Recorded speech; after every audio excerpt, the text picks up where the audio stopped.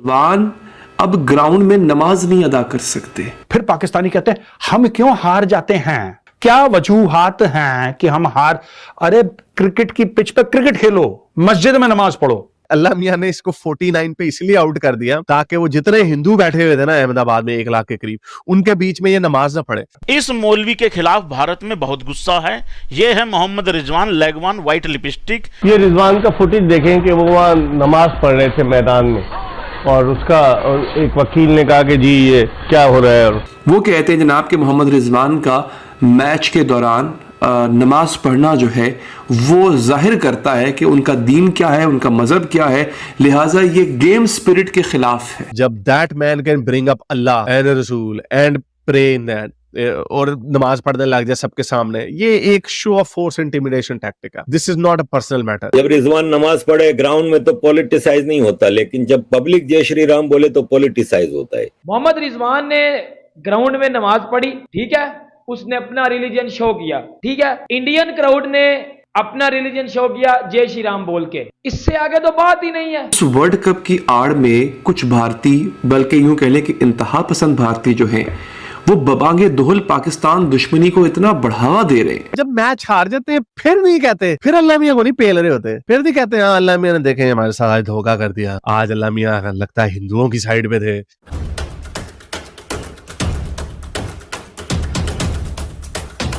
नमस्कार दोस्तों, जब से पाकिस्तान टीम भारत में उतरी है तब से एक न एक इशू ये बनाते ही आ रहे हैं। पहले इन्होंने वीज़ा का इशू क्रिएट किया, फिर बीफ खाने का इशू क्रिएट किया, अब ये मैच हार गए हैं तो ये नमाज और जय श्री राम का इशू लेके बैठे हुए हैं। इनका कहना है कि जय श्री राम के चैंट से जो करीब 1.25 लाख आदमी अहमदाबाद स्टेडियम में मौजूद थे उसके कारण ये डिस्ट्रैक्ट होकर मैच हार गए हैं। इनके काबिलियत पे कोई सवाल ना उठाए, इसका यह बहाना इस तरह से निकाल रहे हैं। वहीं पे मोहम्मद रिजवान नीदरलैंड मैच में ड्रिंक्स के दौरान नमाज पढ़े, उससे कोई दुख नहीं होता है, उससे कोई खेल भावना को ठेस नहीं पहुंचती है। लेकिन अगर दर्शक जय श्री राम के नारे लगा दें तो इनकी भावनाएं आहत हो गई, इसलिए ये लोग मैच हार गए।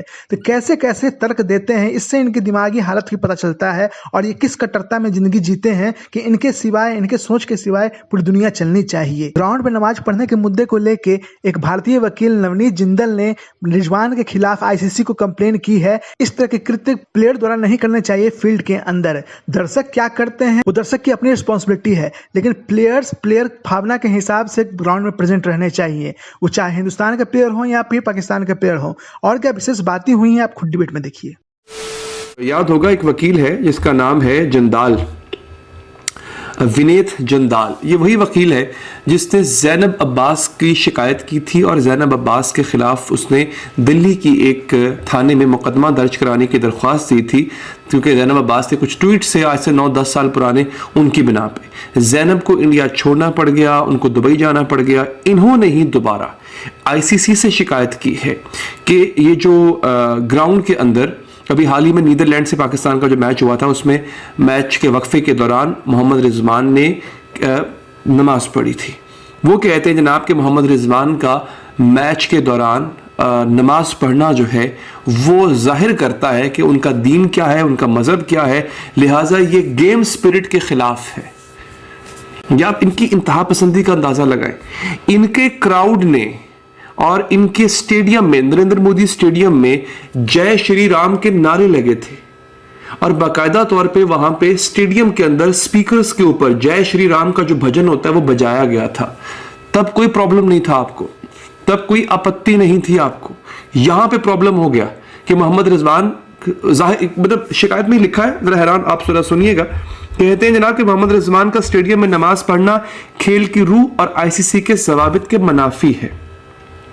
अगर लिखते हैं रिजवान ने नमाज अदा करके जाहिर किया कि वो मुसलमान है, जिससे खेल की रूह को शिकस्त हुई।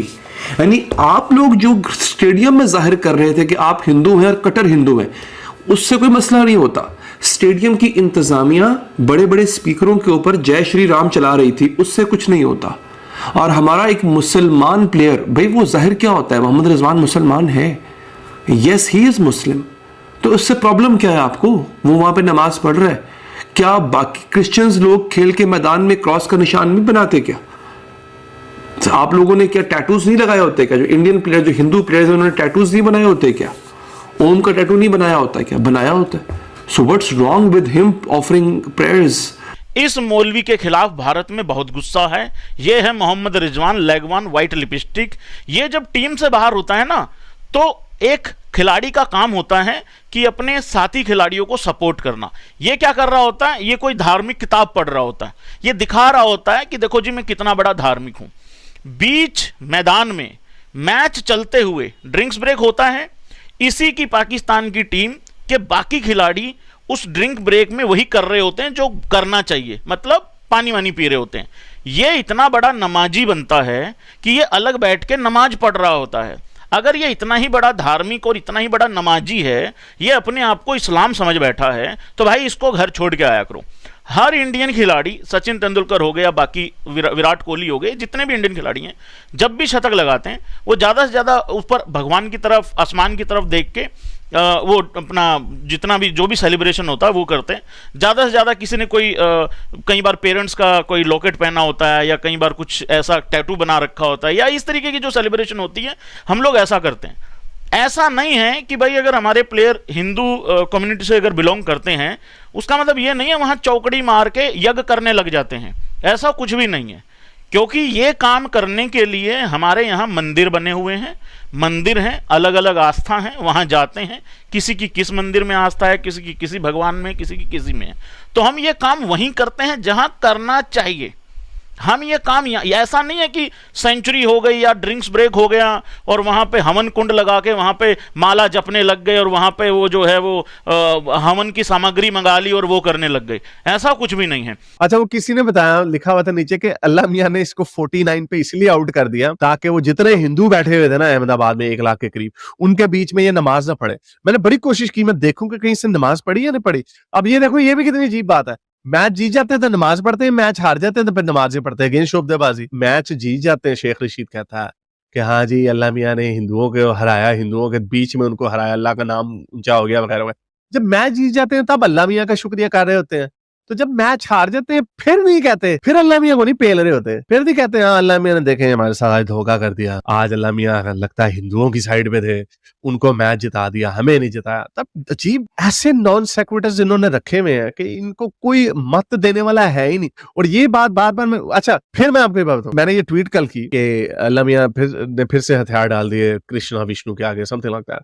तो उसमें बहुत सारे इंडियंस मुझे पेल रहे थे, कह रहे, and again I actually appreciate that because this actually shows the liberal thought amongst Indian. वो मुझे कह रहे थे नहीं भाई हारिस भाई, इसका मजहब से कोई ताल्लुक नहीं है, आप इसको क्यों रिलीजन को गा रहे हो, हमारा वो मोहम्मद एक सिराज जो है वो भी तो मुसलमान ही है, तो वगैरह वगैरह। ये आपका जो रवैया है, दिस इज अ गुड रवैया, लेकिन हमारे पाकिस्तान की तरफ से ऐसा रवैया नहीं आता। ये मैं उनको बताने के लिए कह रहा हूँ कि जब आप जीत जाते हो तब अल्लाह को क्रेडिट देते हो, तो हारते हो तो अल्लाह को ब्लेम क्यों नहीं देते? तब जी हार्डवर्क रह गया जी, तो क्या, अच्छा एक मैच से पहले हार्डवर्क ज्यादा था, एक मैच से पहले ज्यादा कम था, ये क्या बात? सारी ड्रामेबाजी इसकी। बहरहाल, तो मोहम्मद मौलाना रिजवान को जब भी कोई पेले, जितनी भी इसकी धुलाई करे, तो वो तो एक अच्छी बात है, उस पर तो मुझे खुशी होती है। दोस्तों, आपको अगर वीडियो अच्छा लगा तो इसे कर दीजिए लाइक। अगर आप मेरे चैनल पर नए हैं तो इसे सब्सक्राइब करके ही जाइएगा। जय हिंद, जय भारत।